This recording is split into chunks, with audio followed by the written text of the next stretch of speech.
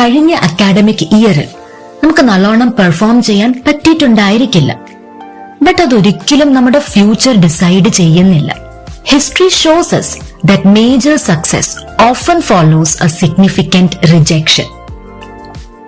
ഉദാഹരണത്തിന് APJ അബ്ദുൽ കലാം, അദ്ദേഹത്തിന് തുടക്കത്തിൽ എയർഫോഴ്സിൽ സെലക്ഷൻ കിട്ടിയില്ല. ബട്ട് ആ ഒരു തോൽവി കാരണം അദ്ദേഹത്തിന് ഇന്ത്യയുടെ പ്രസിഡന്റ് ആകാൻ കഴിയാതെ വന്നില്ല, അല്ലെങ്കിൽ ലോകം ആദരിക്കുന്ന ഒരു സയന്റിസ്റ്റ് ആകാൻ കഴിയാതെ വന്നില്ല. കൽപന ചൗല ഇതേപോലെ തന്നെ ഒരുപാട് പ്രോബ്ലംസ് ഫേസ് ചെയ്തിട്ടുണ്ട്. ആദ്യത്തെ തവണ നാസയിൽ സെലക്ഷൻ കിട്ടിയില്ല, ബട്ട് അവർ വീണ്ടും അപ്ലൈ ചെയ്തു.